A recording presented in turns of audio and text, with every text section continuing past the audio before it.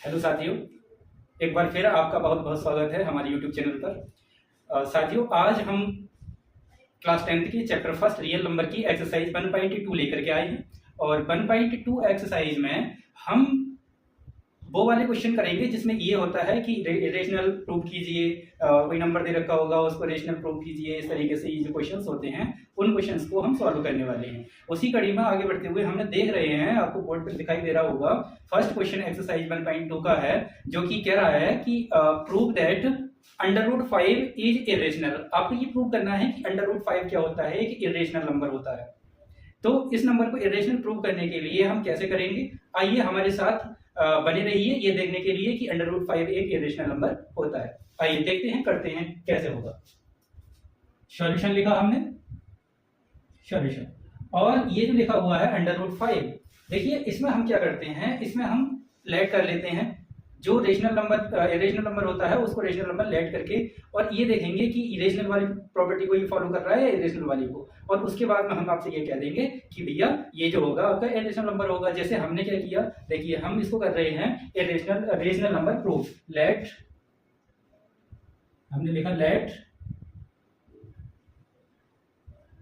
√5 is a rational number. ये हमने late कर लिया। अब आपको एक बात पता होगी कि कोई भी रेशनल नंबर होता है तो वो किस फॉर्म में लिखा जाता है, P/Q की फॉर्म में लिखा जाता है। तो जब हम ये कह रहे हैं √5 एक रेशनल नंबर है, तो ये भी क्या होगा, P/Q की फॉर्म में लिखा जाएगा। तो इसको हम क्या लिख सकते हैं, this can be written as √5 को हम क्या लिख सकते हैं, √5 इक्वल टू P/Q, ये लिख सकते हैं। और इसके सामने हम ये लिख के दिखा देंगे, हियर वेयर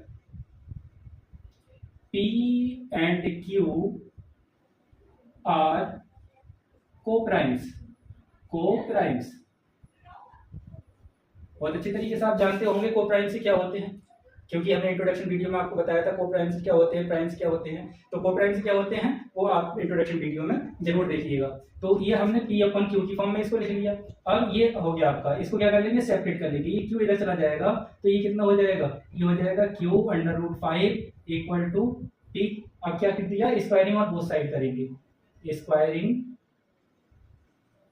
ऑन बोथ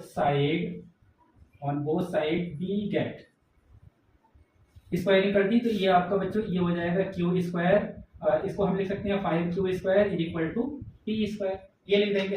हम यहाँ पर एक चीज देख रहे हैं बच्चों कि ये जो है P, अगर इस 5 को इधर लेकर के आए तो ये P² जो होगा वो 5 से डिवाइड हो रहा होगा, और जब हम ये P² 5 से डिवाइड हो रहा होगा तो हम ये कह सकते हैं कि P भी क्या हो रहा होगा, 5 से डिवाइड हो रहा होगा।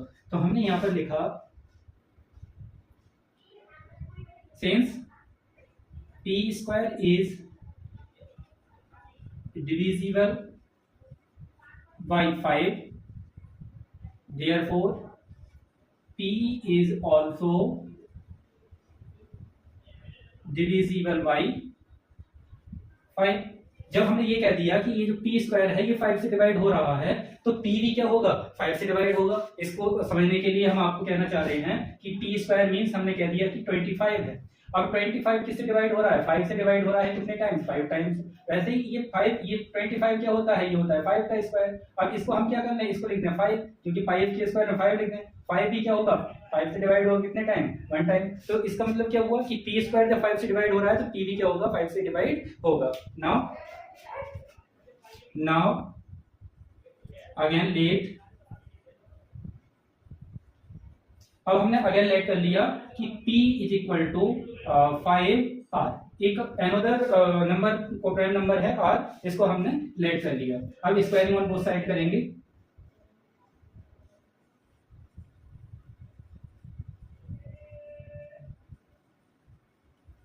स्क्वायरिंग ऑन बोथ साइड दी गई, स्क्वायरिंग करेंगे, ये आपको हो जाएगा P² इक्वल टू 25R²। आप बच्चों एक चीज देख रहे हैं कि P² की वैल्यू ऊपर कितनी है, 5Q², यहाँ से P² की वैल्यू ये 5Q² यहाँ पर लगा दें तो ये कितना हो जाएगा। इसको हम इक्वेशन फर्स्ट लेट कर देते हैं और लिख देते हैं फ्रॉम इक्वेशन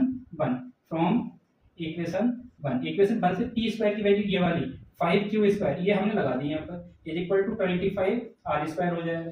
ओके हो जाएगा। अब देखिए इस 5 से इसको कट कर देंगे, 5 बन जाए 5, 5 5 जा 25, तो ये q² इज इक्वल टू कितना हो गया 5r²।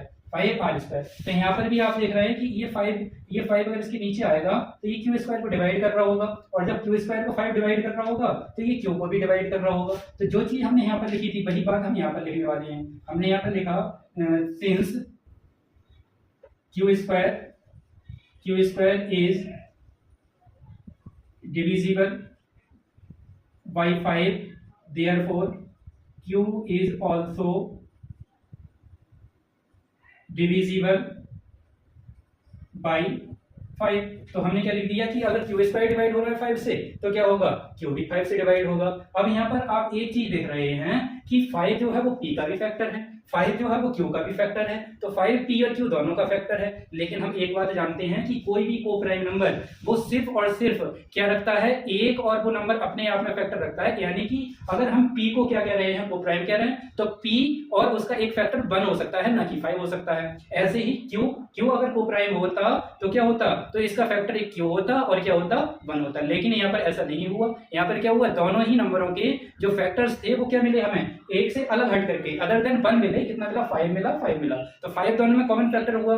सो हम क्या कह सकते हैं कि p और q क्या नहीं है, p और q नहीं है हमारे कैसे नंबर, ये को प्राइम नंबर्स नहीं होंगे। तो हम ये कह रहे होंगे कि ये जो होगा √5 ये भी कैसा नहीं होगा, रेशनल नहीं होगा, सॉरी रेशनल नहीं होगा। और जब ये रेशनल नहीं होगा तो कैसा होगा, इरेशनल होगा। और हमें यही बात प्रूव करनी थी कि नंबर क्या है, √5 एक इरेशनल नंबर है। तो हम यहाँ पर यही बात लिखने वाले हैं कि p और q क्या करते हैं, एक कॉमन फैक्टर 5 रखते हैं अदर देन 1, देयरफॉर p और q क्या नहीं है, p और q को प्राइम नहीं है। तो इस वजह से √5 भी क्या नहीं होगा, रेशनल नहीं होगा, ये भी कैसा होगा, इरेशनल नंबर होगा। देखिए here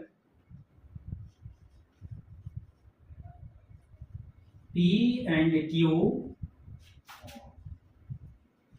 have